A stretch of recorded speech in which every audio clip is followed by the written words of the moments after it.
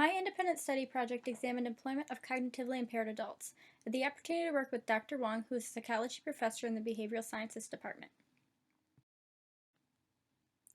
We were interested in learning how to prepare and assist cognitively impaired adults for employment and their perspective on appropriate assistance. The preliminary data can give an insight into common themes about effective occupational therapy OT strategies, concerns, and client satisfaction. This is just a scope into an OT's preparation for assisting an individual with employment, since it is a multifaceted process.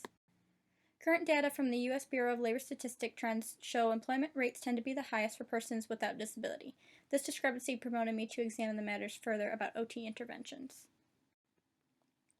There is an extensive list of benefits from employment. These include, but not limited to, independence, inclusivity, skill development, scheduled and structured setting, and purpose to leisure. My first hypothesis was that occupational therapeutic practices facilitated an easier transition into an employment setting.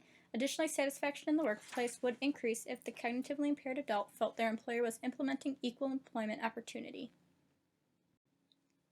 The Physical Residual Functional Capacity Assessment, Multidisciplinary Evaluation Team Report, and the Education Assessment of School Youth OT documentation were measures that influenced the questions I included in the survey.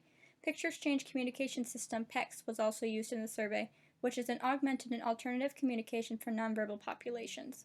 There were also open-ended questions to gather qualitative data about recommended accommodations, satisfaction, and more. We included a consent form before completing the online survey so participants were aware of the risks and benefits. The survey was distributed to participants by an anonymous email link through Qualtrics.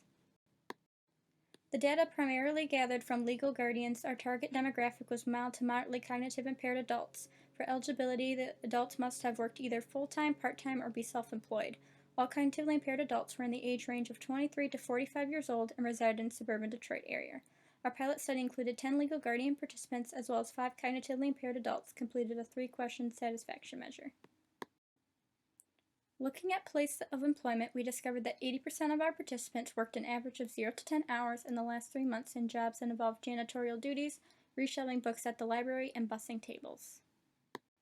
We found a mixture of participants required adaptations to be successful in an employment setting, which follows other research findings. Most employees with disabilities don't require accommodations. Legal guardians reported low levels of full participation as employees for the adults with cognitive impairment. The mean was 3.57, but generally felt the adult had a positive workplace experience with the mean of 6.75. Survey responses also indicated our participants felt the cognitively impaired adult was able to be a well-rounded citizen, mean of 6.12. There were high levels of satisfaction for cognitively impaired adults. This preliminary data was positively related to individuals who received occupational therapy assistance. Occupational therapeutic practices may be related to job satisfaction.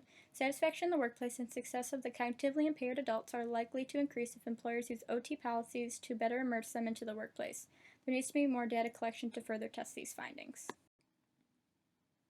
We gathered free response recommendations from participants on recommended additional support. Most participants sampled agreed there was a need for additional support for employment. Some comments included more self-care while in the community, how to get a job, and my son is very social. He loves to go, go, go. Unfortunately, we lack people other than my husband and me to provide for this. There needs to be more OT research on effects of employability of the cognitively impaired to see direct effectiveness of specific OT interventions. Additional research indicates that individual placement and support, IPS model, and vocational rehabilitation contributed to employment for adults with cognitive impairments and increased satisfaction. IPS is an evidence-based practice that helps individuals with disabilities acquire employment with key components of zero exclusion, integrated services, and rapid job search. 3 participants experienced this intervention in our survey. Vocational rehabilitation is also an assessment for employment placement. The therapist places clients in competitive employment in line with their preferences and conducts a work performance assessment.